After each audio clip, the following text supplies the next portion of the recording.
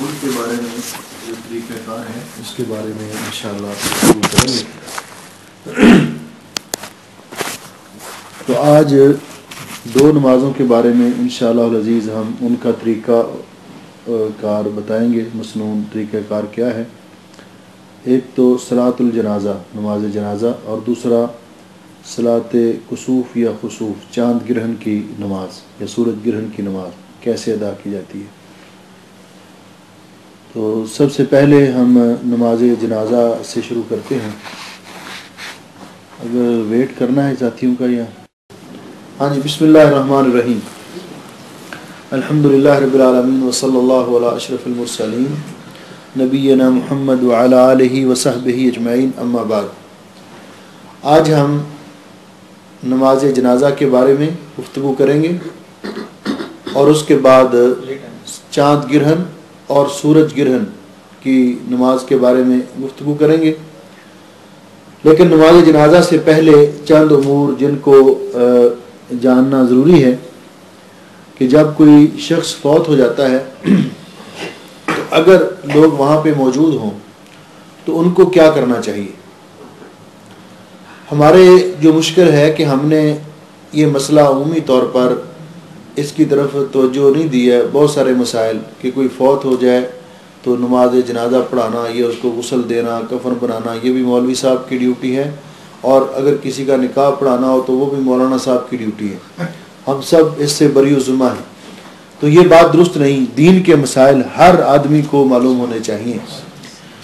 اب اگر کوئی آپ ایسے شخص کو دیکھتے ہیں کہ جس کی موت کا وقت قریب ہے تو سب سے پہلے تو اس کے ساتھ خیر خواہی کا تقاضا یہ ہے کہ آپ اس کو تلقین کریں، کلمہ کی تلقین کریں۔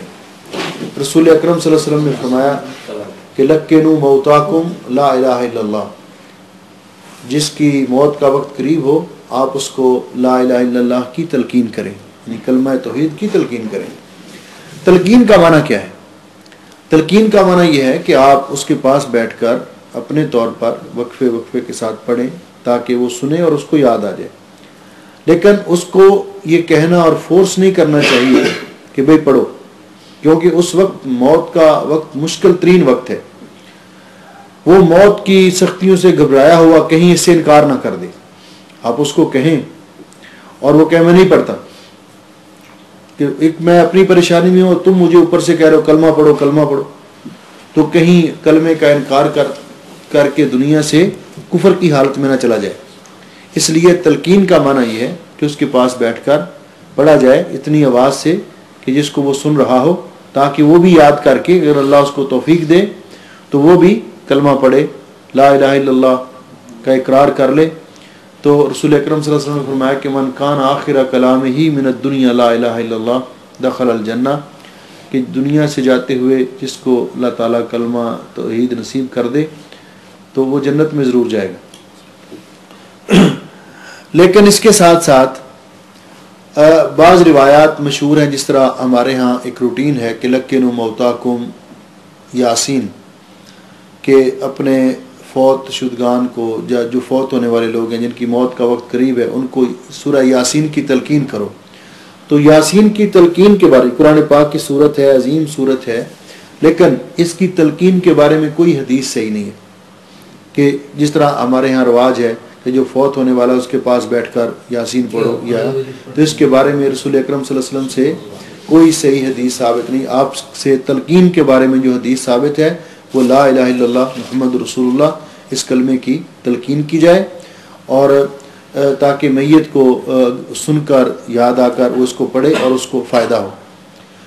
اس کے بعد جب اس کی روح پرواز کر جائے یا روح نکل جائے تو اس کے بعد کیا کریں؟ حدیث پاک میں آتا ہے کہ رسول اکرم صلی اللہ علیہ وسلم کو جب اطلاع دی گئی کہ حضرت ابو سلمہ رضی اللہ تعالیٰ عنہ کی موت کا وقت قریب ہے، تو نبی علیہ السلام تشریف لائے تو آپ نے دیکھا تو ان کی روح پرواز کر چکی تھی اور آنکھیں کھلی ہوئی تھیں۔ تو آپ نے فرمایا کہ جب انسان کی روح نکلتی ہے، ملک الموت روح کو قبض کرتا ہے اور وہ لے کر جاتا ہے آسمان کی طرف، تو آنکھیں اس کا پیچھا کرتی ہیں۔ ابھی آنکھوں کے اندر یہ تھوڑی سی حرارت موجود ہوتی ہے روح اور جسم کے اتصال کی وجہ سے، وہ ایک، لیکن جب روح تھوڑا فاصلہ ہو جاتا ہے تو پھر وہ حرارت ختم ہو جاتی ہے تو آنکھیں کھلی کی کھلی رہ جاتی ہیں، پھر بند نہیں ہو سکتی. تو آپ نے فرمایا کہ جب ایسی صورتحال ہو کسی کی آنکھیں کھلی ہوں تو اس کو بند کر دو. تو آپ نے جب یہ بات فرمائی تو ابو سلمہ رضی اللہ عنہ کے گھر والوں نے رونا شروع کر دیا. تو آپ نے فرمایا کہ اس وقت رو نہیں، بلکہ تم جو کچھ بھی کہو گے اس پر فرشتے آمین کہیں گے. تو نبی علیہ السلام نے ان کی آنکھیں بند کی اور ساتھ ان کے لیے دعا کی کہ اللہم اغفر لأبی سلمۃ وارفع درجتہ فی المہدیین، اللہ ابو سلمہ کو معاف کر دے اور مہدیین کے اندر، نیک لوگوں کے اندر ان کے درجات کو بلند فرما. وَاخْلُفْهُ فِي عَقِبِهِ فِي الْغَابِرِينَ، اور اس کے جو پیچھے رہنے والے ہیں تو ان کا خود کفیل اور نگہبان ہو. وَوَسِّعْ لَهُ فِي قَبْرِهِ وَوَسِّعْ لَهُ فِي قَبْرِهِ وَنَوِّرْ لَهُ فِيهِ، اللہ اس کی قبر کو کشادہ کر دے اور اس کو نور سے بھر دے. وَاغْفِرْ لَنَا وَلَهُ یا رب العالمین، اے اللہ ہمیں بھی بخش دے اور اس کو بھی بخش دے. تو اس سے یہ بات معلوم ہوئی کہ ایک تو کسی کے فوت ہونے کے بعد سب سے پہلے اس کے اعضاء کو سیدھا کر دیا جائے، آنکھیں بند کر دی جائیں، منہ کھلا ہے تو اس کو بھی بند کر دیا جائے، اور اس کے لیے اس وقت بغیر ہاتھ اٹھائے یعنی دعائیہ کلمات کہنا جائز ہے. ہمارے ہاں معاشرے کے اندر یہ بات بھی معروف ہے کہ اس وقت تک آپ میت کو دعا نہیں دے سکتے، اس وقت تک آپ میت کے لیے مغفرت کی دعا نہیں کر سکتے جب تک اس کو غسل دے کر کفن پہنا کر اس کا جنازہ نہ پڑھ لیا جائے. آپ اس حدیث میں دیکھ رہے ہیں، یہ بخاری اور مسلم کی حدیث ہے کہ جو میں نے آپ کے سامنے بیان کی کہ ابھی ابو سلمہ فوت ہی ہوئے ہیں، ابھی غسل نہیں دیا گیا، ابھی کفن نہیں پہنایا گیا، ابھی نماز جنازہ نہیں ہوئی، تو رسول اکرم صلی اللہ علیہ وسلم نے ان کے لیے بخشش کی دعا کی. تو پھر اس کے بعد میت کو کپڑے کے ساتھ ڈھانپ دیا جائے، میت کے جسم کو اس کے اعضاء درست کرنے کے بعد کپڑے کے ساتھ ڈھانپ دیا جائے. رسول اکرم صلی اللہ علیہ وسلم کی وفات کے وقت آپ کے جسد اطہر کو ایک دھاری دار چادر کے ساتھ ڈھانپ دیا گیا تھا. اس کے بعد جو کرنے والے کام ہیں ان میں سے ایک کام یہ ہے کہ میت کو غسل دیا جائے، دوسرا میت کے لیے قبر تیار کی جائے، تیسرا میت کو کفن پہنایا جائے، اور چوتھا کام میت کی نماز جنازہ ادا کی جائے، اور پانچواں کام کہ میت کو قبر میں دفن کیا جائے اور دفن کے بعد قبر کے پاس کھڑے ہو کر اس کے لیے دعا کی جائے. یہ جو کام جتنے بھی ہیں، مثلا میت کو غسل دینا، میت کو کفن پہنانا، یا میت کے لیے قبر کا انتظام کرنا، یا میت کی نماز جنازہ میں شرکت کرنا، ادا کرنا، اور میت کے دفن تک وہاں پر موجود رہنا، ان ساری چیزوں کا اللہ تعالیٰ نے بہت بڑا اجر و ثواب رکھا ہے. مثلا رسول اکرم صلی اللہ علیہ وسلم نے فرمایا کہ جو مسلمان کسی میت کو غسل دیتا ہے فقطما، اور اس کے اگر کوئی جسمانی عیب اس کو معلوم ہوتے ہیں تو ان کو وہ چھپاتا ہے، غفر اللہ له 40 مرہ، غفر له 40 مرہ، اللہ تعالیٰ 40 مرتبہ اس کی بخشش کا اعلان فرماتے ہیں اور اس کو بخشش عطا کرتے ہیں. پھر آپ نے فرمایا کہ جو آدمی کسی میت کو کفن پہنائے گا، مسلمان فوت ہو گیا ہے، اس کے کفن کا کپڑا خرید کے دیا، کفن تیار کیا، اس کو کفن پہنایا، تو آپ نے فرمایا کہ جو کسی مسلمان میت کو کفن مہیا کرتا ہے، اللہ تعالیٰ قیامت کے دن اس کو جنت میں موٹے اور باریک ریشم کی پوشاک پہنائے گا. اور جو کسی مسلمان کی قبر تیار کرتا ہے، تیار کرنے کا معنی یا تو قبر کے لیے جگہ خریدتا ہے، جہاں جگہ قبر کے لیے خریدی جاتی ہے تو قبر کے لیے جگہ خرید کر اس کے لیے وقف کرتا ہے، یا پھر قبر کھودتا ہے اس کے لیے، اور یہ کام اللہ کی رضا کے لیے فریلی کرتا ہے، تو اللہ تعالیٰ اس کو اتنا اجر و ثواب عطا کرتے ہیں کہ جیسا کسی نے کسی مسکین کو گھر بنا کر دیا اور وہ جب تک اس میں رہے گا اس گھر بنانے والے کو اس کا اجر و ثواب ملے گا، اسی طرح یہ جب تک قبر میں رہے گا قیامت تک یہ فوت ہونے والا اس قبر بنانے والے کو اس کا اجر و ثواب ملے گا، جیسا کہ اتنا اجر و ثواب ملے گا جتنا کوئی کسی مسکین کو گھر بنا کے دیتا ہے اور وہ اس میں زندگی بسر کرتا ہے. پھر اس کے بعد میت کی نماز جنازہ میں جو لوگ شرکت کرتے ہیں تو رسول اکرم صلی اللہ علیہ وسلم نے فرمایا کہ من اتبع جنازۃ مسلم ایمانا و احتسابا، جو شخص کسی مسلمان کی نماز جنازہ میں شرکت کرتا ہے ایمانا و احتسابا، اللہ تعالیٰ پر کامل ایمان رکھتے ہوئے، یہ اللہ کا حکم ہے اور اس مسلمان کا ہم پر حق ہے، و احتسابا، اور اللہ سے اجر طلب کرتے ہوئے، اس کی یہ شرکت اس لیے نہیں ہے کہ یہ ہمارے آیا تھا جنازے میں تو ہم ان کے جنازے میں جا رہے ہیں، یا برادری بیس پہ نہیں ہے، یا لوگوں منہ رکھنے کے لیے نہیں، بلکہ اللہ کی رضا کے لیے ہے۔ تو نبی علیہ السلام نے فرمایا کہ اس کو اللہ تعالیٰ نماز جنازہ ادا کرنے کے ساتھ، نماز جنازہ ادا کرنے پر اس کو 1 کی رات ثواب عطا کرتے ہیں، اور اگر وہ نماز جنازہ ادا کرنے کے بعد پھر دفن تک وہاں موجود رہتا ہے، دفن ہونے کے بعد وہاں سے واپس آتا ہے، تو میت کو دفن کرنے کے بعد وہاں سے واپس آتا ہے تو اس کو 2 کی رات ثواب ملتا ہے۔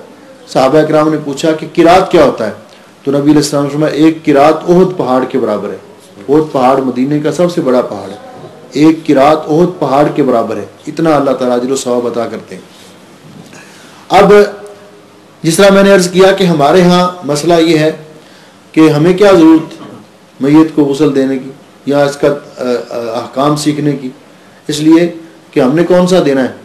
مولوی صاحب کو پتہ ہے، طریقہ آتا ہے، وہ انہیں کہیں گے وہ غسل دے دیں گے، باقی ٹھیک ہے ان کو طریقہ آتا ہے وہ غسل دے دیں گے، لیکن ہمیں کبھی اس کا اجر و ثواب حاصل کرنے کی کوشش کرنی چاہیے کہ نہیں؟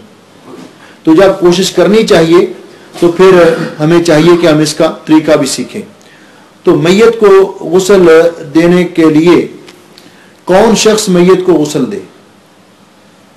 اب دیکھیے میت کو غسل دینے کے لیے کئی چیزوں کی ضرورت ہے۔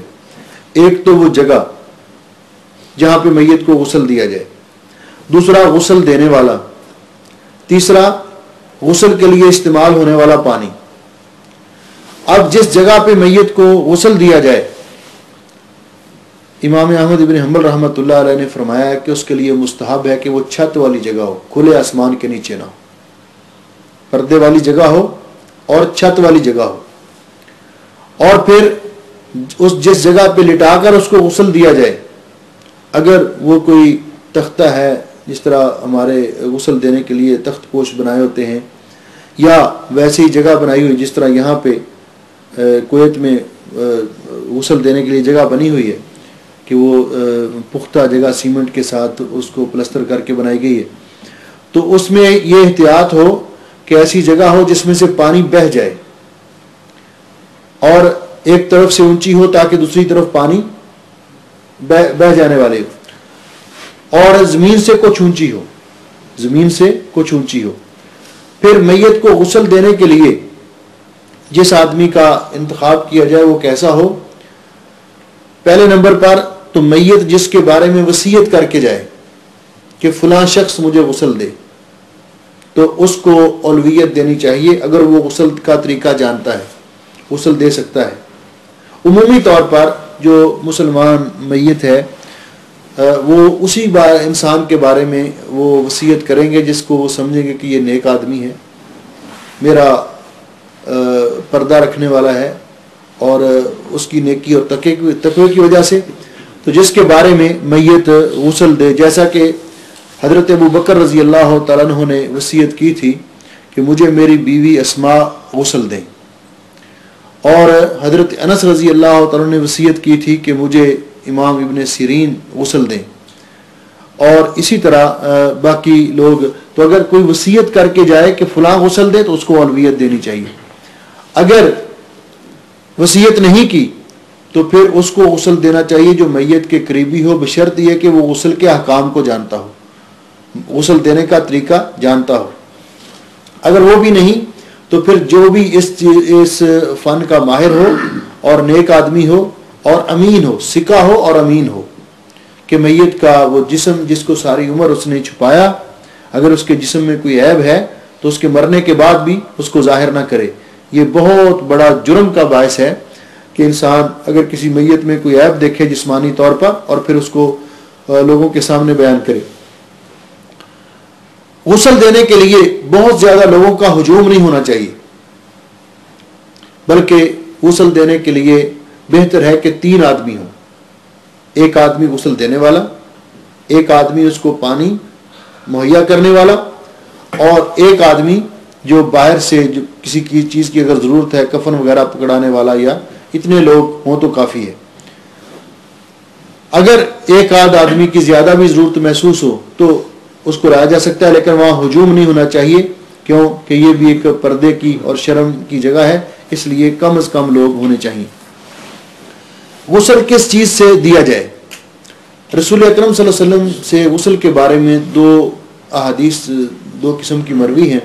ایک تو اس وقت جب آپ کی ایک صاحبزادی فوت ہوئی تھی، اور دوسرا اس وقت جب آپ کے ساتھ ایک آدمی میدان عرفات کے اندر اپنی سواری سے گر کر فوت ہو گیا تھا۔ تو نبی علیہ السلام نے دونوں کے بارے میں فرمایا تھا کہ ان کو پانی اور بیری کے پتوں کے ساتھ غسل دو، پانی اور بیری کے پتے، جس کا معنی یہ ہے کہ پانی کے اندر بیری کے پتے ڈال کر اس کو گرم کیا جائے، جوش دیا جائے، پھر اس کو ٹھنڈا کیا جائے جتنا کہ ایک زندہ آدمی اس کی گرمی کو برداشت کر سکتا ہے، جس سے غسل کر سکتا ہے۔ جب ٹمپریچر اتنا ہو جائے کہ جس کے ساتھ عام آدمی غسل کر سکتا ہے تو پھر اس کے ساتھ اس کو غسل دیا جائے۔ اور ساتھ فرمایا کہ آخری مرتبہ جب غسل دو تو اس کے اندر کافور ملا لو، پانی کے اندر کافور ملا لو۔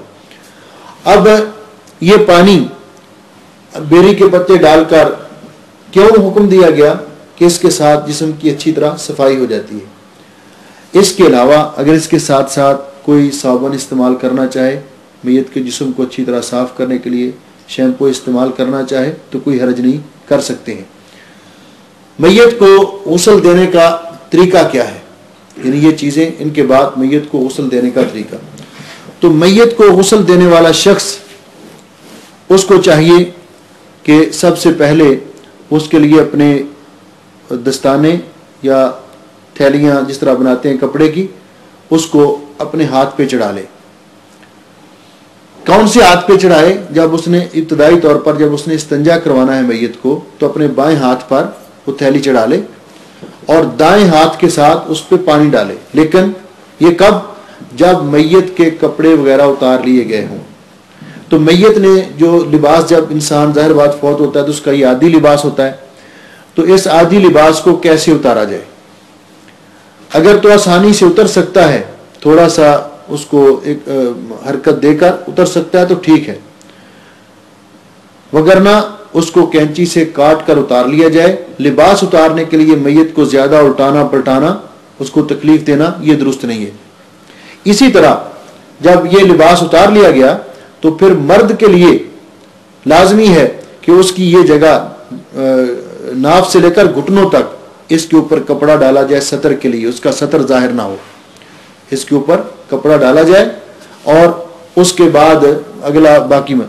اور عورت جو ہے اس کے لیے کہ پورا جسم جو ہے اس کا، یعنی یہاں سے لے کر اس پہ کپڑا ڈالا جائے، اور جو عورتیں اس کو غسل دینے والی ہیں اس کپڑے کے نیچے سے ہی اس کو غسل دیں۔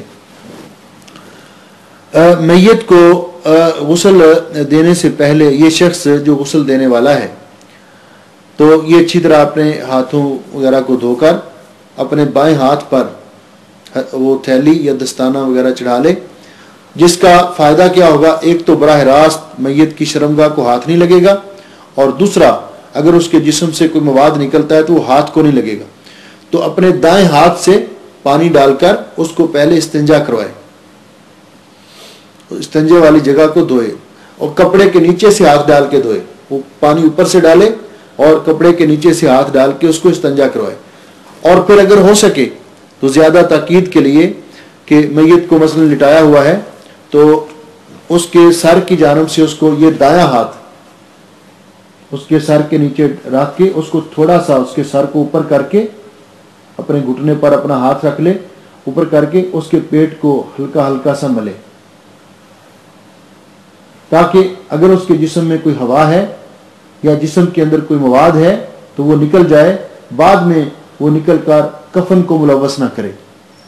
جب اچھی طرح تسلی ہو جائے، اس کا استنجا کروا لیا گیا ہے، تو پھر وہ تھیلی اتار کے پھینک دے اور اپنے ہاتھوں کو صابن کے ساتھ اچھی طرح دھو لے، اور اس کے بعد پھر میت کو وضو کروائے، دل میں نیت کرے بسم اللہ پڑھ کے میت کو وضو کروائے، اور وضو کروانے میں وہی اعضاء اسی ترتیب کے ساتھ میت کے دھوئے جائیں جس طرح زندہ آدمی وضو کرتا ہے. پہلے اس کا یہ دایاں ہاتھ دھویا جائے 3 مرتبہ، پھر بایاں ہاتھ، پھر اس کے کلی. لیکن اس سے پہلے یہ احتیاط کیا جائے کہ اس کے کانوں میں، ناک میں روئی وغیرہ دے دی جائے، اس لیے کہ غسل کے دوران یعنی وضو کروانے کے بعد وضو جب کرنا ہے تو پانی نہیں ڈالنا اس کے منہ میں، بلکہ انگلی کو تر کر کے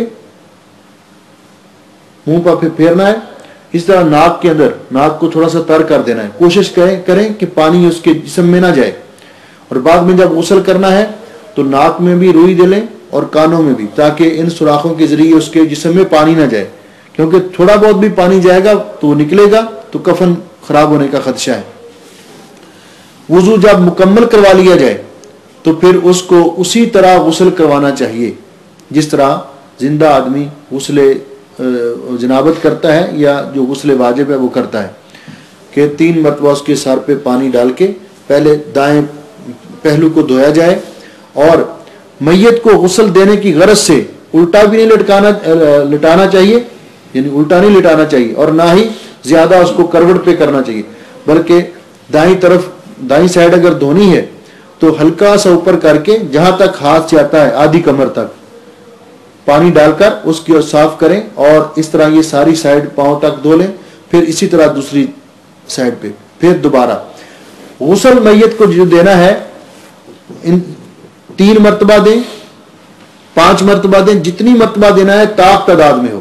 اور جتنی ضرورت محسوس کرتے ہیں، نبی علیہ السلام نے جب ان صحابیات کو کہا تھا جنہوں نے آپ کی بیٹی کو غسل دیا تھا تو آپ نے فرمایا تھا کہ اس کو 3 مرتبہ اس کے جسم کو غسل دو، 5 مرتبہ دو. اگر اس سے بھی زیادہ مرتبہ آپ دینا چاہتی ہیں تو آپ دھو سکتی ہیں، لیکن وطرن طاق تعداد میں جتنا بھی انسان سمجھے جتنی مرتبہ اچھی طرح میت کے جسم کی صفائی کرے. میت کے جسم کی صفائی کرنے کے بعد اب دوسرا غسل دینے کے بعد آپ نے فرمایا کہ آخری مرتبہ کافور کے ساتھ پانی کے اندر کافور ملا کر او شیم من کافور، یا مکمل کافور یا کافور میں سے کچھ ملا کر تو اس کے ساتھ اس کے جسم کو غسل دیا جائے. اور اس کے بعد اس کی جو جگہ ہیں سجدے والی ان جگہوں پہ خوشبو لگائی جائے. اور پھر اس کے بعد اگر آپ چاہتے ہیں کہ میت کے جسم کو کسی ٹاول وغیرہ کے ساتھ پونچھ لیں، صاف کریں، تو پھر اس کے ساتھ آپ اس کے جسم کو پونچھتے ہوئے جب وہ اس کے ساتھ اس کے جسم کو خشک کر لیں تو اسی ٹاول کو طے کر کے اس جگہ پہ ڈال دیں، گھٹنوں سے لے کر ناف تک یہ اس جگہ پہ ڈال دیں. اور نیچے وہ کپڑا جو گیلا ہو چکا ہے جس پہ آپ نے اس کو غسل دیا ہے پہلے ڈالا تھا، اس کی سطر کے لیے وہ کپڑا پاؤں کی طرف سے کھینچ لیں. اس کے بعد دوسرا مرحلہ ہے غسل دینے کے بعد کہ میت کو کفن پہنانا. تو میت کو کفن پہنانے کے لیے سب سے پہلے میت کو کفن کی تیاری ضروری ہے. تو میت کو جو کفن پہنایا جائے گا، رسول اکرم صلی اللہ علیہ وسلم نے فرمایا کہ اپنے فوت شدگان کو سفید کپڑوں کے اندر غسل دو. بہتر ہے کہ کپڑا سفید ہو. اور یہ بھی آپ نے فرمایا کہ کفن پہنانے میں مبالغہ نہ کرو، کپڑا مہنگا نہ خریدو. کفن پہنانے کے لیے مہنگا کپڑا خریدنا بھی درست نہیں، نارمل کپڑا جو ہوتا ہے وہ اس کے لیے خریدا جائے. اور اس کو کیسے بنانا ہے، کفن کو ترتیب کیسے دینی ہے، تو علماء نے لکھا ہے کہ اس کا جو عام طریقہ ہے، سادہ طریقہ، کہ میت کے جسم کی پیمائش کی جائے. اگر مثال کے طور پر میت کا جسم چوڑائی میں 50 سینٹی میٹر ہے، 50 سینٹی میٹر ہے، تو آپ اس سے 3 گنا کفن کا کپڑا چوڑا رکھیں. جتنا میت کے جسم ہے اتنا ہی دائیں طرف ہو اور اتنا ہی بائیں طرف ہو، جو چادر ہے اوپر والی جو جن میں کفن دینا ہے. اور مرد کو کفن دیا جائے گا 3 چادروں میں جن کے اندر کوئی قمیص نہیں ہوگی، کوئی امامہ نہیں ہوگا، جیسا کہ رسول اکرم صلی اللہ علیہ وسلم کو کفن دیا گیا اور صحابہ اکرام کو یہ کفن دیا گیا. تو اس کی چوڑائی یہ ہو کہ جتنا میت کا جسم ہے اس سے 2 گنا زیادہ. اگر 50 سینٹی میٹر ہے تو گویا کہ کفن کی چادر 150 سینٹی میٹر ہوگی، اور لمبائی میں میت کا جتنا جسم ہے اس کا 1/3 حصہ پاؤں کی طرف بھی اور سر کی طرف بھی. مثال کے طور پہ میت کا جسم اگر ہے 90 سینٹی میٹر لمبا ہے مثال کے طور پہ، تو 30 سینٹی میٹر آپ پاؤں کی طرف اور 30 سینٹی میٹر سر کی طرف چھوڑ دیں. اور اسی طرح جو بند بنانے ہیں جن کے ساتھ بعد میں کفن کو باندھنا ہے، اس کی چوڑائی بھی اتنی ہوگی جتنا کفن کی چادر کی چوڑائی ہے. جب یہ کفن بنا لیا تو سب سے پہلے جہاں بھی میت کو آپ نے لٹانا ہے وہاں سب سے پہلے نیچے بند بچھائیں. بند 3 بھی ہو سکتے ہیں، 5 بھی ہو سکتے ہیں، لیکن ہم 3 کے حساب سے اگر کہ آپ بند بچھاتے ہیں، مثال کے طور پر میت کو آپ لٹانا چاہتے ہیں تو ایک بند بچھایا آپ نے نیچے یہاں جو سر کے اوپر ہوگا، دوسرا کمر میں درمیان میں، تیسرا پاؤں کے نیچے. 3 بند پہلے بچھا دیے جو وہ باندھنے کے لیے آپ نے بنائے ہیں.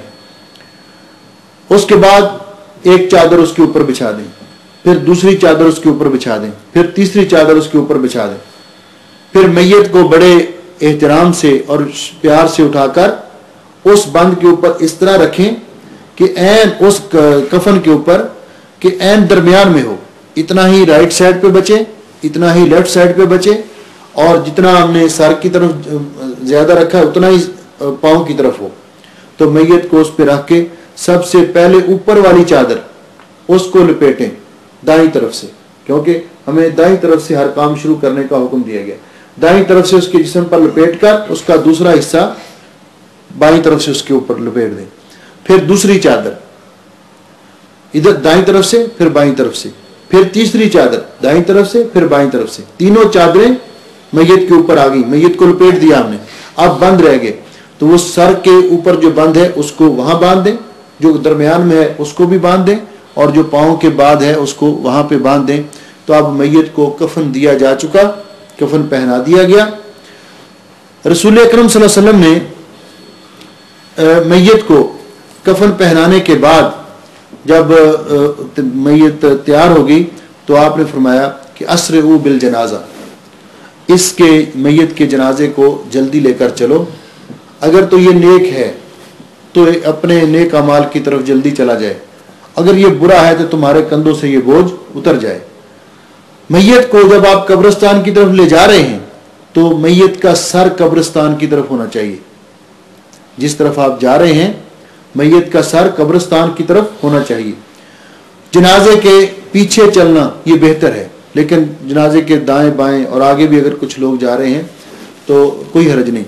اگر جنازے کے ساتھ پیدل جانا بہتر ہے، لیکن جنازہ اگر دور لے جانا مقصود ہو میت کو تو پھر سواری پہ جانے میں بھی کوئی حرج نہیں ہے. اور میت کو بھی سواری پہ لے جا کر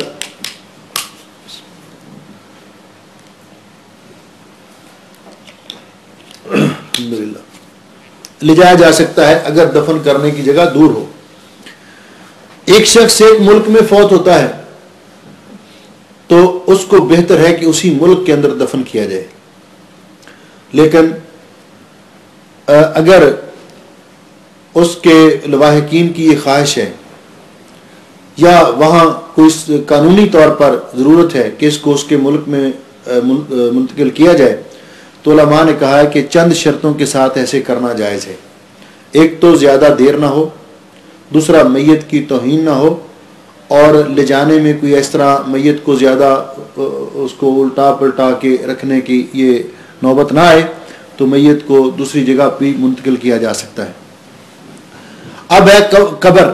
اب نماز جنازہ ادا کی جائے گی، لیکن اس سے پہلے قبر کا تیار ہونا یہ بھی ضروری ہے تاکہ جنازہ ادا کرنے کے بعد میت کو قبر میں دفن کیا جائے. شیخ صاحب وہ کفن کے اندر کیا کیا ملانا ہوتا ہے؟ مجھے مکمل کر لینے دے پھر انشاءاللہ. ہاں جی، قبر تیار کی جائے. قبر کیسے تیار کی جائے؟ مسلمانوں کے ہاں قبر کھودنے کے 2 طریقے ہیں. ایک طریقہ تو ہے جس کو ہم شق کہتے ہیں. شق کا معنی یہ ہے کہ सीधा गड़ा खोदा जाए और उसके ऊपर बाद में स्लेटें वगैरह रख कर और सीमेंट की बनी हुई या कोई इस तरह फट्टे वगैरह रख के उसको बंद करके ऊपर मिट्टी डाल दी जाए। इसको बोलते हैं शक, सीधा गड़ा। दूसरी कब्र है बगली वाली। बगली वाली कब्र जिसको हम लाहद वाली कब्र कहते हैं, इस कब्र को संदूकची कहते हैं या शक कहते हैं, और दूसरी कब्र उसको बगली वाली कब्र कहते हैं कि सीधा गड़ा खोद के फिर एक साइड पे जगह बनाई जाती है मैयत को लिटाने के लिए, और उस जगह को लाहद कहा जाता है। रसूल ये मकबर में जो है लाहद है। मेरी बात सुनने बाद में जितने सवाल हो कर ले। मैंने पहले दिन अर्ज किया था कि जब मेरा बयान मुकम्मल हो जाए उसके अंदर जो भी इश्काल अगर आपका हल हो जाए तो ठीक है, वगरना इस तरह फिर वो मौजू रह जाता है। तो रसूल अकरम सल्लल्लाहु अलैहि वसल्लम ने के दौर में मक्के वालों का तरीकाकार ये था कि वहाँ पे शक बनाई जाती थी। उसकी वजह ये थी कि मक्के की सरजमीन, वहाँ जो पथरीली सरजमीन है और वहाँ लाहद बनाना मुश्किल है, वो ठहरती नहीं है। और मदीना तैयबा के अंदर लाहद बनाई जाती थी कि यहाँ की ज़मीन ठोस है और यहाँ लाहद खोदना आसान भी है और लाहद ठहर जाती है। रसूल अकरम सल्लल्लाहु अलैहि वसल्लम की जब वफ़ात हुई तो सहाबा इकराम में ये इस बात पर इख्तलाफ हुआ कि आपकी कब्र कैसे बनाई जाएगी। जो मुहाजिरीन मक्का मुकरमा से आए थे उनका ख्याल ये था कि आपका चूंकि मौलद और असली वतन मक्का मुकरमा है, आपकी कब्र मक्का मुकरमा के तर्ज पर बनाई जाए। मदीने वाले कहते थे कि नहीं, चूंकि आप इस वक्त मदीना में सुकूनत पजीर हैं इसलिए आपकी कब्र मदीना वालों के तर्ज पर बनाई जाए। फैसला ये हुआ कि दोनों इलाकों में कब्र खोदने वालों को पैगाम भेज दीजिए। जो शख्स पहले पहुंच जाए समझ लीजिए कि अल्लाह ताला ने अपने नबी के लिए उसी चीज़ का इंतखाब किया है। तो जब पैगाम भेजा गया तो हजरत अबू तलहा जो मदीने वालों की कब्रें खोदते थे वो पहले आ गए। तो सब ने समझ लिया कि अल्लाह ताला ने अपने रसूल सल्लल्लाहु अलैहि वसल्लम के लिए लाहद को पसंद कर लिया है। तो फिर आपकी कब्र भी लाहद बगली वाली बनाई गई, जिस तरह के मदीने में बनती है, कुवैत में बनती है, पाकिस्तान में बेशतर इलाकों में हमने देखा बनती है कि लाहद वाली ये कब्र होती है। तो कब्र तैयार हो गई और कब्र की तैयारी के लिए जो एक तरीक़ाकार है कि कब्र कितनी गहरी होगी और कब्र की खुदाई में किस चीज़ का ख्याल रखा जाएगा, इस मुज़क्करे के अंदर मैंने इस बात का भी जिक्र किया है कि कब्र को कैसे बनाया जाएगा। तो कब्र खोदने के बाद अब रहेगी बात नमाज जनाजा की। तो नमाज जनाजा अदा करने का तरीका बयान करने के बाद इंशाअल्लाह अज़ीज़ फिर हम चंद ऐसे मसाइल हैं जो बाकी रह गए हैं जिनकी हम गुफ्तगू करेंगे। इसमें उलमा ने एक बात कही है कि मैयत को कफन जब दिया जाएगा तो मर्द को तो 3 कपड़ों में कफन दिया जाएगा, और बेहतर यह है कि एक लंगोट नुमा चीज़ जिसको 4 किस तरफ से उसको वो बांधने के लिए जिस तरह तनी होती है इस तरह वो बंद से बनाए जाएंगे। तो जिस तरह ये बच्चों को पैम्पर वगैरह पहनाया जाता है इस तरह की उस पर रुई रखी जाएगी और उसकी मकद के ऊपर उसको बांध दिया जाएगा, इस एहतियात के पेश नज़र कि कहीं कोई चीज़ अगर निकले मैयत को ले जाते हो तो उसके साथ कफन मुलव्वस ना हो। तो बाज़ उलमा ने इसको भी मुस्तहब करार दिया है। अब मैयत को जब ले गए नमाज जनाजा अदा करने के लिए तो नमाज जनाजा अदा करने का तरीका भी हदीस की किताबों के अंदर वजाहत के साथ मौजूद है कि रसूल अकरम सल्लल्लाहु अलैहि वसल्लम जब अमूमी तौर पर नमाज जनाजा में 4 तकबीरें कहा करते थे। तो नमाज जनाजा में सबसे पहले कि बावुज़ू होना ज़रूरी है। जिस तरह हर नमाज के लिए वुज़ू शर्त है, इसी तरह नमाज जनाजा के लिए भी वुज़ू शर्त है। जिस आदमी ने मैयत को गुस्ल दिया है वो आदमी अगर गुस्ल करना चाहे तो गुस्ल करना उसके लिए मुस्तहब है, फ़र्ज़ नहीं है। लेकिन अगर कर ले तो मुस्तहब का माना कि बेहतर है, नहीं तो वुज़ू कर ले तो काफ़ी है। इस तरह बाकी लोग भी। तो वुज़ू करने के बाद अगर कोई नमाज जनाजा मैयत की चारपाई को हाथ लगाता है, कंधा देता है, उठा कर ले जाता है तो उसके साथ वुज़ू नहीं टूटता, उसका वही वुज़ू जो उसने पहले किया था वही नमाज जनाजा के लिए काफ़ी है। तो नमाज जनाजा अदा करने के लिए एक तो इंसान बावुज़ू हो और दूसरा नियत करे दिल में नमाज जनाजा की, और फिर मैयत को किबले की तरफ रखा जाए। میت کو قبلے کی طرف رکھا جائے، اور نماز جنازہ پڑھانے والا امام اگر میت مرد ہو تو اس کے سر کے برابر کھڑا ہو. مثال کے طور پر سامنے میت ہے اور مرد ہے تو امام اس جگہ پہ کھڑا ہو، اور اگر میت عورت ہے تو درمیان میں کھڑا ہو نماز جنازہ پڑھانے والا. اور نماز جنازہ کس کو پڑھانا چاہیے؟ نماز جنازہ پڑھانے کے لیے سب سے پہلے اس کو ترجیح دینی چاہیے جس کے بارے میں میت نے وصیت کی ہو، بشرط یہ کہ جس کے بارے میں وصیت کی ہے وہ اس آدمی کا عقیدہ صحیح ہو اور نیک آدمی ہو. اگر میت کے لواحقین سمجھتے ہیں کہ اس کا عقیدہ صحیح نہیں ہے اور یہ اچھا آدمی نہیں ہے، میت نے اپنی دوستی کی بیس پر اس کو وصیت کر دی ہے، اس سے بہتر ہیں دوسرے لوگ جنازہ پڑھانے والے، تو پھر ان کو ترجیح دی جائے گی. اور اس سے میں بھی اگر وہ میت کا قریبی رشتہ دار جنازہ پڑھا سکتا ہو تو اس کو ترجیح دی جائے گی.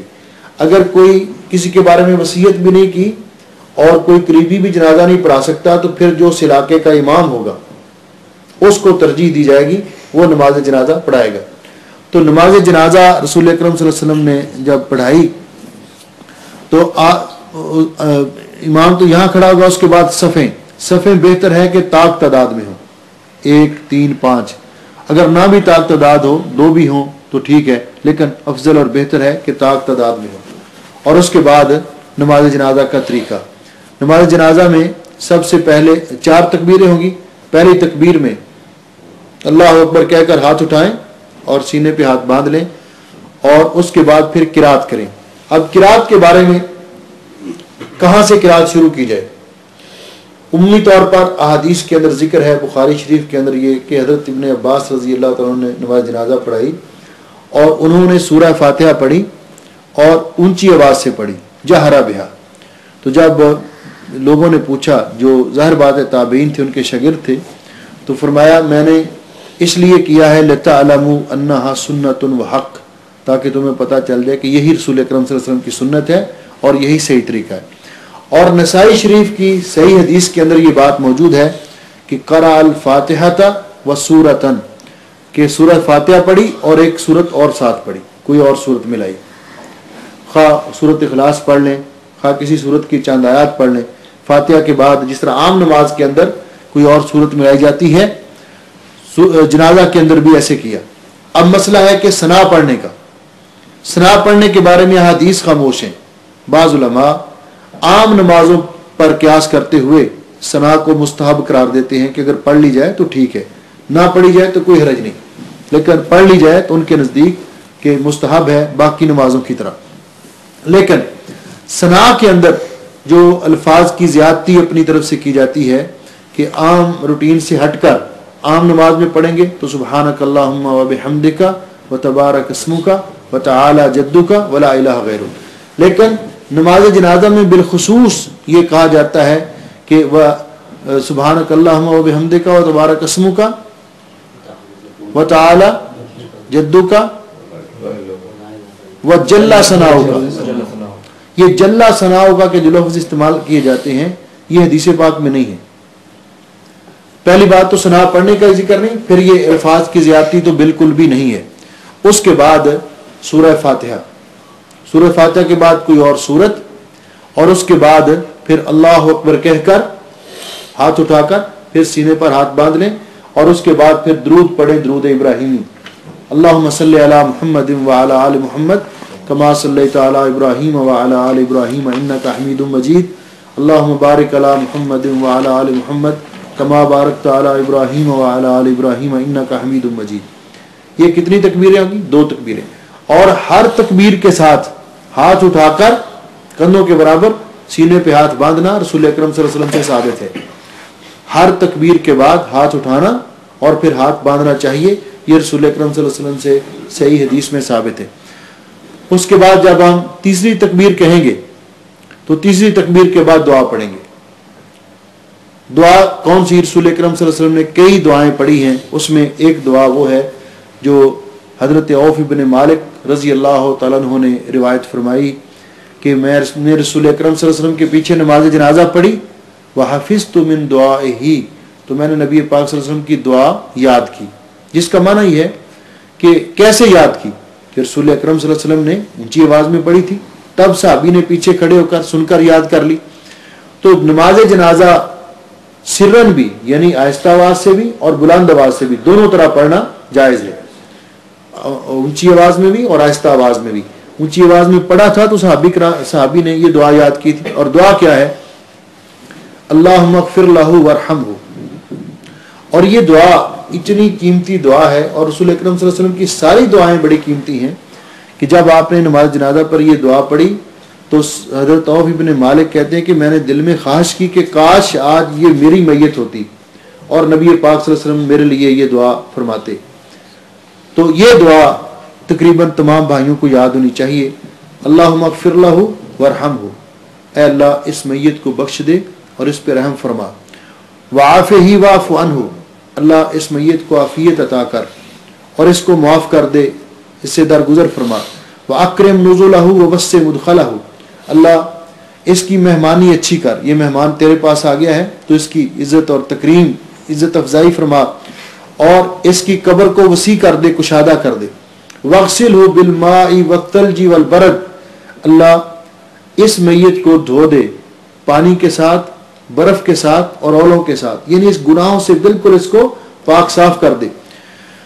وَنَقِّهِ مِنَ الْخَطَايَا كَمَا نَقَّيْتَ الثَّوْبَ الْأَبْيَضَ, اس کو گناہوں سے اس طرح صاف کر دے جس طرح سفید کپڑے کو تو میل اور کچیل سے صاف کر دیتا ہے. وَأَبْدِلْهُ دَارًا خَيْرًا مِّن دَارِهِ, اللہ اس کو دنیا کے گھر سے بہتر گھر عطا فرما. وَأَهْلًا خَيْرًا مِّنْ أَهْلِهِ, دنیا کے اہل خانہ سے بہتر اہل خانہ اس کو عطا فرما. وَزَوْجًا خَيْرًا مِّن زَوْجِهِ, دنیا کے جوڑے سے بہتر اس کو جوڑا عطا فرما, اگر بیوی ہے تو شوہر, اگر شوہر ہے تو بیوی. وَأَدْخِلْهُ الْجَنَّةَ وَأَعِذْهُ مِنْ عَذَابِ الْقَبْرِ وَمِنْ عَذَابِ النَّارِ, اللہ اس کو جنت میں داخل فرما اور اس کو قبر کے عذاب سے اور جہنم کے عذاب سے محفوظ فرما. وَأَعِذْهُ مِنْ عَذَابِ الْقَبْرِ وَمِنْ عَذَابِ النَّارِ, قبر کے عذاب سے اور جہنم کے عذاب سے اس کو محفوظ فرما. یہ دعا صحیح مسلم شریف کے اندر موجود ہے. اسی طرح رسول اکرم صلی اللہ علیہ وسلم نے اور دعائیں بھی پڑھی ہیں. مثال کے طور پر آپ نے یہ دعا بھی پڑھی, اللہم اغفر لحینا و میتنا, اے اللہ ہمارے زندوں کو بھی بخش دے, ہمارے فوت شدگان کو بھی بخش دے. وشاہدنا و غائبنا, اور ہمارے جو یہاں موجود ہیں ان کو بھی بخش دے, جو یہاں موجود نہیں ان کو بھی بخش دے. وصغیرنا و کبیرنا, ہمارے بڑوں کو بھی اور چھوٹوں کو بھی بخش دے. وذکرنا و انثانا, اور ہمارے مردوں کو بھی اور ہماری عورتوں کو بھی بخش دے. اللہم من احییتہ منا فاحیہ علی الاسلام, اللہم من احییتہ منا فاحیہ علی الاسلام, اللہ تو ہم میں سے جس کو زندہ رکھ اس کو اسلام پر زندہ رکھ. ومن توفیتہ منا فتوفہ علی الایمان, اور جس کو تو ہم میں فوت کرے اس کو ایمان پر موت عطا کر. اللہم لا تحرمنا اجرہ ولا تفتنا بعدہ, اللہ ہمیں اس کے اجر سے محروم نہ کرنا اور اس کے بعد کسی فتنے میں مبتلا نہ کرنا. آپ یہ بھی دعا پڑھا کرتے تھے, اللہم ان فلان ابن فلان, نام لیا کرتے تھے اس کا, اے اللہ فلان کا بیٹا فلان, فی ذمتک و حبل جوارک, اللہ یہ تیرے حوالے ہے اور تیری پناہ میں ہے. فقہی فتنۃ القبر و عذاب النار, اس کو قبر کی آزمائش اور جہنم کے عذاب سے محفوظ فرما. انت وانت اہل الوفاء والحق, اللہ تو وعدوں کو پورا کرنے والا اور تیرے وعدے برحق ہیں. فاغفر لہ وارحمہ, اس کو بخش دے اور اس پہ رحم فرما. انک انت الغفور الرحیم, اللہ تو بخشنے والا مہربان ہے.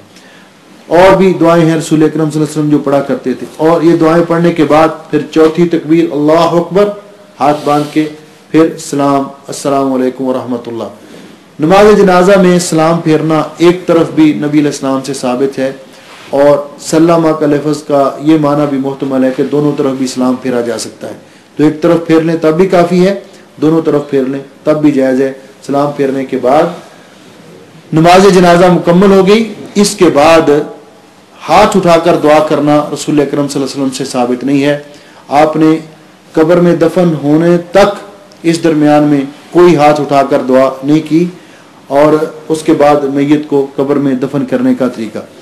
یہ نماز جنازہ کا مختصر طریقہ جو میں نے آپ کے سامنے بیان کیا. اس میں اگر نماز جنازہ اور میت, نماز جنازہ کس کی ادا کی جائے گی, تو ہر بالغ اور نابالغ مسلمان کی نماز جنازہ ادا کی جائے گی. لیکن وہ بچہ جو فوت ہو جاتا ہے، فوت ہونے سے پیدا ہونے سے پہلے فوت ہو جاتا ہے، فوت ہوا پیدا ہوتا ہے، کیا اس کی نماز جنازہ ادا کی جائے گی یا نہیں؟ تو اس کی نماز جنازہ ادا کرنا واجب یا فرض نہیں ہے لیکن مستحب ہے، اگر ادا کی جائے تو بہتر ہے۔ نبی علیہ السلام نے فرمایا وَالسِّقْطُ يُصَلَّى عَلَيْهِ، وہ بچہ جو ناتمام پیدا ہوتا ہے اور اس پر بھی نماز جنازہ ادا کی جائے گی، تو اس کو مسلمانوں کے قبرستان میں ہی دفن کیا جائے گا۔ یہ بات درست نہیں ہے کہ اس کو قبرستان میں بھی دفن نہ کیا جائے اور اس کی نماز جنازہ بھی نہیں، بلکہ اس کی نماز جنازہ، کیونکہ مسلمان کا بچہ ہے، روح پھونکنے کے بعد وہ فوت ہوا ہے، تو اس کو مسلمانوں کا بچہ مسلمان ہی ہوتا ہے، فطرت پر پیدا ہوتا ہے، اس لیے اس کی نماز جنازہ ادا کی جائے اور اس کو مسلمانوں کے قبرستان میں دفن کیا جائے۔ تو نماز جنازہ ادا کرنا فرض اور واجب تو نہیں اس کی، لیکن مستحب ہے۔ اسی طرح میت اگر عورت کی ہو تب بھی، مرد کی ہو تب بھی، یہ دعا اللہم اغفر لہ اس طرح پڑھنا جائز ہے۔ ضمیر کو تبدیل کرنا ضروری نہیں ہے، اس لیے کہ لفظ میت اس کے اندر مرد بھی شامل ہے، مذکر بھی شامل ہے اور مؤنث بھی شامل ہے، اس لیے اللہم اغفر لہ وارحمہ یہ عورت کے لیے بھی کہا جا سکتا ہے اور مرد کے لیے، کیونکہ مراد یہ ہوتا ہے کہ اللہ اس میت کو بخش دے، تو میت مرد بھی ہو سکتی ہے اور عورت بھی ہو سکتی ہے، اس لیے یہ ضمیریں اس طرح بدلنا کہ اگر عورت کی میت ہے تو اللہم اغفر لہا وارحمہا وعافہا واعف عنہا، یہ لازمی نہیں ہے۔ اس کے بعد میں ایک دو چیزیں جو ابتدا میں رہ گئیں کہ جب میت کے جسم سے کپڑے اتارے جائیں گے تو میت کے جو مصنوعی اعضاء ہیں، مثال کے طور پر دانت کوئی سونے کا لگایا تھا یا اور کوئی کسی کو کوئی اور عضو اس کا نقصان تھا تو اس کی جگہ پہ لگایا، تو مصنوعی اعضاء اتار لیے جائیں گے۔ لیکن اگر میت کے یہ دانت وغیرہ جو اتارنے مشکل ہیں تو اس کے لیے زبردستی نہیں کی جائے گی، زبردستی اس کو منہ کھول کر نہیں اتارا جائے گا، بلکہ اس کو ویسے ہی رہنے دیں۔ اسی طرح اگر لمبی بیماری کی وجہ سے میت کے یہ مونچھیں وغیرہ بڑھ چکی ہیں، حجامت بال بڑھ چکے ہیں اور منظر اچھا نہیں ہے تو اس کے بالوں کو سنوارنا یہ بھی درست ہے، ناخن بڑھ چکے ہیں تو ان کو بھی اتارنا مستحب ہے۔ جہاں تک زیر ناف بالوں کا تعلق ہے، بغلوں کے بال اتارنا یہ بھی مستحب ہے۔ تو زیر ناف بالوں کے بارے میں علماء کی دو آراء ہیں۔ حضرت ابن عباس رضی اللہ عنہ سے ایک قول ہے کہ یہ بھی اگر پردے کے ساتھ اتار لیے جائیں تو مستحب ہے، اور بعض علماء کہتے ہیں کہ چونکہ اس میں صدر کے کھلنے کا خدشہ زیادہ ہے اس کو اسی حالت پہ چھوڑ دیا جائے، لیکن میں سمجھتا ہوں کہ آج کے دور میں یہ کوئی مشکل نہیں ہے۔ اگر کوئی کریم وغیرہ کے ذریعے جو استنجا جس طرح انسان کرواتا ہے تو اگر کریم وغیرہ کے ذریعے اس کی صفائی بھی ہو جائے تو اس میں بھی کوئی حرج نہیں، بلکہ یہ مستحب امر ہے۔ آپ کچھ پوچھنا چاہتے تھے؟ ہاں، باقی رہ گئی بات کہ عورت کو کفن دیا جائے گا 5 کپڑوں میں، عورت کو کفن دیا جائے گا 5 کپڑوں میں، جن میں 2 چادریں ہوں گی، ایک ازار ہوگا، ایک قمیص ہوگی اور ایک اوڑھنی ہوگی۔ 5 کپڑوں کے اندر عورت کو کفن دیا جائے گا۔ جی آپ نے کہا کہ وہ وصیت کی تھی کہ ابو بکر صدیق نے، ہاں جی، کہ ان کی بیوی ان کو جو ہے وہ جی غسل دے، تو وہ عورتوں جو ہے وہ مردوں کو جو ہے غسل دے۔ ہاں جی، بیوی جو ہے اپنے شوہر کو غسل دے سکتی، عام عورتیں نہیں، بیوی اپنے شوہر کو غسل دے سکتی ہے اور شوہر اپنی بیوی کو غسل دے سکتا ہے۔ ہمارے معاشرے کا یہ ایک بہت بڑا المیہ ہے کہ ساری عمر جنہوں نے زندگی ایک ساتھ گزاری ہوتی ہے، سب کچھ ایک دوسرے کا انہوں نے دیکھا دکھایا ہوتا ہے، جانتے ہوتے ہیں، ان کے اوپر تو پابندی ہے، وہ چارپائی کو ہاتھ بھی نہیں لگا سکتا، اور وہ گاؤں کا اور کوئی بھی بندہ آ کر چارپائی کو کندھا دے سکتا ہے، سارے آ کر۔ پہلی بات تو یہ کہ غیر محرم کو جس طرح زندہ عورت کا چہرہ دیکھنا جائز نہیں، تو فوت شدہ عورت کا بھی چہرہ اس کو نہیں دیکھنے دینا چاہیے، اور یہ میت کے لواحقین کی بڑی کوتاہی ہوگی کہ ایک عورت ساری عمر پردہ کرتی ہے اپنی زندگی میں، کسی کو اپنا چہرہ نہیں دیکھنے دیتی، اب جب وہ بے باس فوت ہو گئی ہے تو یہ جس کو چاہے اس کو دکھاتے پھریں، یہ درست نہیں، اس کے یہ ذمہ دار ہوں گے۔ دوسری بات یہ ہے کہ حدیث پاک میں تو یہ آتا ہے کہ اسماء بنت امیس انہوں نے حضرت ابوبکر صدیق کو غسل دیا، حضرت علی رضی اللہ عنہ نے سیدہ فاطمہ الزہرا کو غسل دیا، تو میاں اپنی بیوی کو غسل بھی دے سکتا ہے، ہمارے ہاں اس کو چہرہ بھی نہیں دیکھنے دیتے غسل، اور یہ زیادتی ہے سراسر کہ اور باقی سارے اس کو اٹھائیں چارپائی، کہتے ہیں یہ اس کی چارپائی کو ہاتھ بھی نہیں لگا سکتا. کیوں؟ اس لیے کہ نکاح ٹوٹ گیا. نکاح ہی ٹوٹا ہے نا، اگر یہی سمجھنا ہے. میں تو کہتا ہوں کہ نکاح بھی نہیں ٹوٹا، اس لیے کہ دنیا کے اندر جو بیوی ہے، ٹھیک ہے، اللہ تعالیٰ نے رشتہ اتنا کیا ہے پکا مضبوط کہ اگر یہ نیک ہو، شوہر بھی نیک ہو، تو جنت میں بھی یہ اس کی بیوی ہوگی، یہ اس کے ساتھ ہوگی. تو اگر نکاح ٹوٹنے کا یہ معنی ہے تو پھر اس کا معنی یہ ہے کہ اس شوہر کو اس کا وارث بھی نہیں بننا چاہیے، بیوی کی جائیداد کا وارث نہیں بننا چاہیے، بیوی کو شوہر کی جائیداد کا وارث نہیں بننا چاہیے، تعلق ہی کوئی نہیں. لیکن اس طرف کوئی نہیں اس قانون کو مانتا. باقی یہ ایک مذکرے کے اندر میں نے ایک اپنی کتاب سے ہی یہ آپ کے لیے تیار کیا تھا. اس میں یہ جتنا کچھ میں نے بیان کیا ہے سارا اس کے اندر ہے، اور میں چاہوں گا کہ کوئی ساتھی اس کی فوٹو کاپی کروا کے سب ساتھیوں کو دے دیں. دفن کرنے کا طریقہ آپ نے؟ ہاں جی. دوسرا ہے دفن کرنے کا طریقہ کہ میت کو جنازہ پڑھانے کے بعد قبر پر لے گئے. تو میت کو قبر میں اتارا جائے کس طرف سے؟ پاؤں کی طرف سے. میت کو قبر میں پاؤں کی طرف سے اتارنا مستحب ہے. ادھر لوگ میت کو اپنے ہاتھوں پہ اٹھا کر ان کو پکڑائیں جو لوگ قبر کے اندر اتریں، اور قبر کے اندر اترنے والے بہتر ہے کہ 3 لوگ ہوں.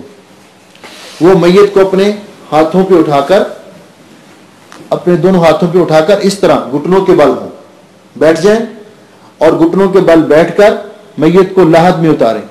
لحد میں اتار کر دعا پڑھیں، بسم اللہ وباللہ وعلی ملت رسول اللہ.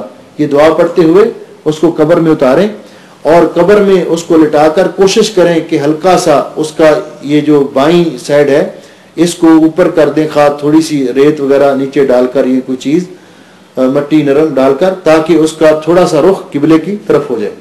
اس کے بعد نبی علیہ السلام نے فرمایا کہ جس طرح، اور حضرت ابو ہریرہ نے بھی وصیت کی تھی کہ وَانْصِبُوا عَلَيَّ لَبَنًا، کہ اس کے بعد اینٹیں، کچی اینٹیں، وہ ان کے ذریعے لحد کو بند کر دیا جائے. بند کرنے کے بعد ان کی جو دراڑیں وغیرہ ہیں ان میں ریت وغیرہ ڈال کے بند کرنے کے بعد پھر اس کے اوپر مٹی ڈالی جائے. مٹی ڈالتے ہوئے آپ نے فرمایا کہ قبر کو بہت اونچا نہ بنایا جائے، 1 شبر، 1 بلشت قبر اونچی ہو. اور حدیث پاک میں آتا ہے کہ صحابی بیان کرتے ہیں کہ میں نے حضرت ابو بکر اور حضرت عمر، رسول اکرم صلی اللہ علیہ وسلم کی اور حضرت ابو بکر کی قبروں کو دیکھا مسنمن، کہ وہ کوہان نما تھی، درمیان میں سے تھوڑا سی اونچی کوہان کی طرح بنائی گئی تھی، اور 1 بالشت اونچی تھی. نبی علیہ السلام نے قبر کو پر مٹی ڈالنے کے بعد، جب آپ کے بیٹے ابراہیم فوت ہوئے تھے تو آپ نے ان کی قبر پر مٹی ڈالنے کے بعد رشا علی قبر ابن ہی الماء، آپ نے اس پر پانی کا چھڑکاؤ بھی کیا تھا. تو گویا کہ مٹی برابر کرنے کے بعد اس کے اوپر پانی کا چھڑکاؤ کیا گیا. تو اس کے بعد نبی علیہ السلام نے فرمایا، جب کسی صحابی کو آپ دفن کرتے تو آپ فرماتے استغفروا لاخیکم، اپنے بھائی کے لیے بخشش کی دعا کرو، وصلوا له التثبیت، اور اللہ سے دعا کرو کہ اللہ اس کو ثابت قدمی عطا فرمائے. فإنه الآن يسأل، اب اس سے سوال جواب ہو رہے ہیں. تو اس وقت اس کے لیے دعا کی جائے کہ اللہ ہمارے بھائی کو صحیح جواب دینے کی توفیق عطا فرما. لیکن یہ طریقہ تلقین کا جو آج کل کا مروجہ شروع ہوا ہے نیا، کہ قبر کے پاس کھڑا ہو کر ایک مولانا صاحب کہتا ہے کہ بیٹے یہ پڑھو، بیٹے یہ پڑھو، یہ طریقہ درست نہیں ہے اور نہ نبی علیہ السلام سے ثابت ہے، اور نہ ہی وہ قبر میں پڑا ہوا شخص اس کی بات سن رہا ہے. بلکہ دعا کی جائے اللہ تعالیٰ سے کہ اللہ تعالیٰ اس کو صحیح جواب دینے کی توفیق عطا فرمائے. اور ہیں جی، رسول اکرم صلی اللہ علیہ وسلم نے جب حضرت عبداللہ ذوالبجدین یا ذوالنجدین فوت ہوئے تھے تو ان کی قبر کے پر دعا کی تھی، ورفع یدیہ، اپنے ہاتھ اٹھائے تھے، قبلے کی طرف منہ کیا تھا اور اپنے ہاتھ اٹھائے تھے. تو قبر کے پاس ہاتھ اٹھا کر دعا کرنا میت کی بخشش کے لیے، میت کے لیے جائز ہے. ہمارے ان علاقوں میں منع اس لیے کیا جاتا ہے کہ یہاں کچھ شدت اس لیے آ گئی ہے کہ یہ لوگ یہ قبوریوں کے جو قبروں میں جا کر مردوں سے مانگتے ہیں، ان کے رد میں کچھ اس طرح آگے بڑھ گئے ہیں کہ انہوں نے کہا کہ اس میں شبہ ہے جی، شاید قبر والے سے مانگ رہے ہیں یا اس طرح کر رہے ہیں، تو اس لیے وہ منع کرتے ہیں. وگرنہ قبر کے پاس کھڑے ہو کر ہاتھ اٹھا کر دعا مانگنا جائز ہے، اور نبی علیہ السلام نے اس کا حکم دیا ہے اور خود بھی مانگی ہے. شیخ صاحب عورت اور مرد کا جنازہ ایک ساتھ میں پڑھ سکتے ہیں؟ عورت اور مرد کا جنازہ ایک ساتھ میں پڑھ سکتے ہیں. مرد امام کی جانب ہوگا اور عورت اس سے آگے ہوگی. اور ایسی صورت میں ظاہر بات ہے جو امام جس کے پاس کھڑا ہوگا اسی کے حساب سے کھڑا ہوگا مرد کے سر کے برابر. جب قبلہ کی طرف رخ کر کے جب دعا مانگتے ہیں تو قبر پیچھے رکھنی چاہیے پیٹھ پہ؟ دونوں طرح جائز ہے. آپ قبر کے اس طرف کھڑے ہو جائیں, دعا تو اس میت کے لیے کر رہے ہیں. جی ہاں جی. اور ایک روایت میں جو مسلم شریف کے اندر ہے کہ حضرت عمر بن عاص رضی اللہ تعالیٰ نے جو وصیت کی تھی کہ مجھے دفن کرنے کے بعد اقیموا حول قبری, اس کا معنی ہے کہ قبر کے گرد بھی کھڑے ہو کر دعا کر سکتے ہیں. اور استقبال قبلہ اس صورت میں لازمی بھی نہیں ہے یہ لوگ ممکن ہو قبلے کی طرف ان کا منہ ہو جائے, اور تو اگر دعا اس میت کے لیے کرنی ہے. سب کا نظریہ یہ ہے کہ ہم اللہ نے اللہ سے مانگنا ہے. مولانا ایک سوال یہ کہ خبروں کی نشاندہی کے لیے خطبہ لگایا جاتا, نشاندہی کے لیے خاص طور سے ہندوستان میں جہاں سے میں رہتا ہوں حیدرآباد دکن سے, وہ خبریں مل جاتی ہے یا پھر کھول دیتے ہیں کہ خطبہ نشانی کے لیے لگائی جاتی ہے. دوسرے کچھ لوگ پھول چڑھاتے ہیں, کچھ لوگ پانی ڈالتے ہیں زمزم کا, کچھ لوگ وہ ٹہنی لگاتے ہیں. دیکھیے رسول اکرم صلی اللہ علیہ وسلم نے فرمایا کہ نہا رسول اللہ صلی اللہ علیہ وسلم ان یجسس القبر وان یقعد علیہ وان یبنى علیہ وان یکتب علیہ. ایک روایت میں, اور یہ روایت بھی صحیح ہے, کہ نبی علیہ السلام نے قبر کو پختہ بنانے سے, قبر پر عمارت بنانے سے, قبر کے اوپر بیٹھنے سے, ویسے بیٹھنا یا مجاور بن کر بیٹھنے سے, اور قبر کے اوپر کچھ لکھنے سے منع کیا ہے. وان یکتب علیہ, کچھ لکھنے سے منع کیا ہے. ہاں لکھنے کے علاوہ اگر کوئی پتھر یا اس طرح کی چیز رکھ کر کوئی علامت کے طور پر رکھتا ہے تو ٹھیک ہے, لیکن لکھنے سے آپ نے منع فرمایا ہے. اسی طرح قبر کے اوپر جو ٹہنی گاڑنے کا مسئلہ ہے تو یہ رسول اکرم صلی اللہ علیہ وسلم کے ساتھ خاص تھا, آپ کے بعد کسی صحابی نے ایسے نہیں کیا. اس سے بھی, اور پھول چڑھانے کا تو بالکل بھی اس کا کوئی ذکر نہیں ہے, اور یہ چیز نہیں کرنی چاہیے. اور نہ ہی زمزم زندہ لوگوں کو پلانا چاہیے, ان کو موقع دینا چاہیے.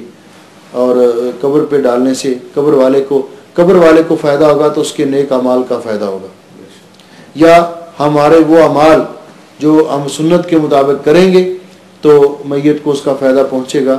وگرنہ یہ جو اپنی طرف سے ہم کرتے ہیں تو یہ کوئی صالح ثواب کا طریقہ کار, تو اس کے لیے بھی انشاءاللہ ہم ایک درس میں وضاحت کریں گے کہ کون کون سی چیزوں کا میت کو ثواب پہنچتا ہے, اور کون کون سے اصال ثواب کے اعمال نبی علیہ السلام سے ثابت ہیں اور کون کون سے ثابت نہیں. دعا کر سکتے ہیں مولانا خبر کے پاس جا کے, جی ان کے لیے دعا کر سکتے ہیں جب بھی زیارت کو جاتے ہیں خبروں کی. جی کر سکتے وہ ہیں. ایک دو ہاں جی عام زبان میں دعا جی کر سکتے ہیں. میت کو دفن کرتے وقت اس کا چہرہ کھول دینا چاہیے؟ ہاں جی, میت کو دفن کر کے اس کے چہرے کا بند کھول دینا چاہیے. بند کھولنا کیا ہو؟ نہیں, چہرہ نہیں کھولنا, صرف بند کھولنا چاہیے. اچھا, ایک بند سارے بند, ایک چہرے والا بس. وہ بعض لوگ کہتے ہیں مطلب کان بھی زمین کو لگنا چاہیے. نہیں, چہرہ دکھنا نہیں چاہیے. کیا چہرہ صرف بند کھولنا چاہیے. وہ کر لیں گے, جو بعد میں آئیں گے نا تو وہ سب کچھ کر لیں گے. شیخ صاحب یہ جو مثلا کوئی عورت فوت ہو گئی ہے تو اس کو اکثر مطلب خاص کر کے ایسا ہوتا ہے کہ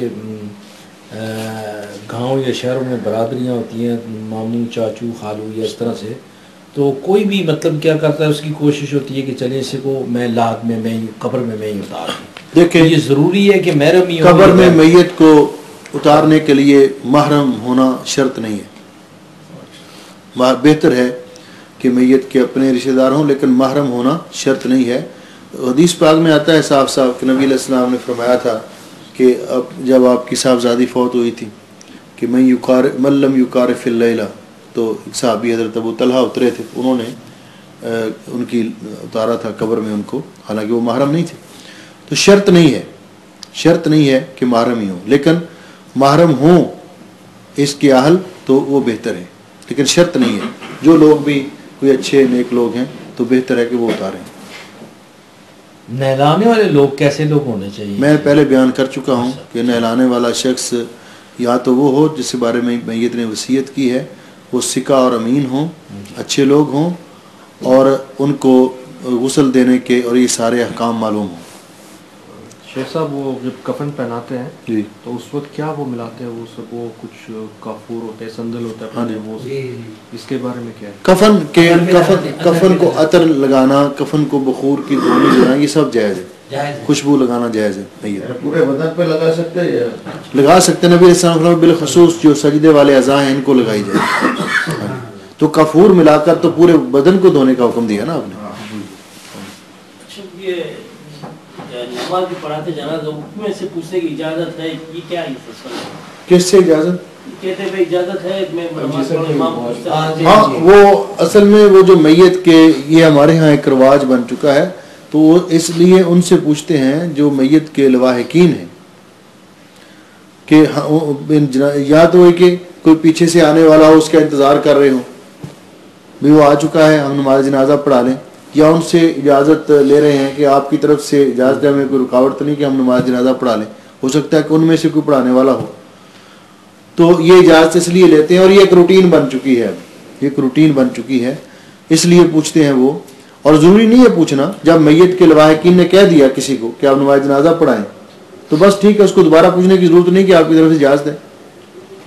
لیکن وہ اس لیے پوچھتے ہیں کہ جو پیچھے لوگ وضو کر رہے تھے وہ آگے ہیں، یا جو آپ کے لواحقین جن کا آپ انتظار کر رہے تھے وہ پہنچ گئے ہیں. تو اس اعتبار سے یہ طریقہ بنا. مولانا پیچھے چلنے کی تو آپ نے فضیلت بتائی جنازے کے پیچھے، وہ جو کندھا دیتے ہیں اکثر لوگ کندھا دیتے ہیں، وہ پیچھے چلنے والے یہی لوگ ہوتے ہیں نا، یہی لوگ ہوتے ہیں. باعث ثواب ہے کندھا دینا بھی باعث ثواب ہے. ہاں جی، کندھا دینا پیچھے چلنے میں ہی آتا ہے. پیچھے جا کر کیا کرنا؟ اگر یہی کام کرے گا نا جنازے کے ساتھ جانے والا، اتباع جنازہ، یہ کندھا دے گا، ساتھ آئے گا، وہ جنازہ پڑھے گا، قبر میں دفنائے گا. تو اسی لیے تو آ رہے ہیں. کیا پڑھنا چاہیے؟ کیا جب نماز جنازہ لے کر جا رہے ہیں تو انسان کو اپنے دل میں اس کے لیے دعا کرنی چاہیے، یا خاموشی سے چلنا چاہیے، بلند آواز سے کلمہ شہادت یہ چیزیں نہیں پڑھنی چاہیے.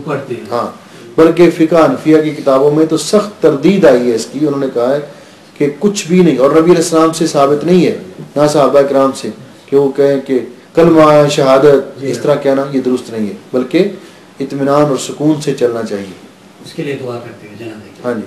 دل میں شیخ صاحب اگر وہ پتہ چلے کہ بھئی میت ہو گئی ہے اور آپ جو ہے پہنچتے پہنچتے جو ہے وہ نماز جنازہ پڑھ لی، ہاں جی، اس کے بعد ایسی صورت میں اگر نماز جنازہ ہو چکی ہے تو آپ دوبارہ بھی، اگر میت کو دفن نہیں کیا گیا تو اس کی دوبارہ بھی نماز جنازہ پڑھ سکتے ہیں. اگر میت دفن کی جا چکی ہے تو آپ قبر کے پاس بھی نماز جنازہ پڑھ سکتے ہیں.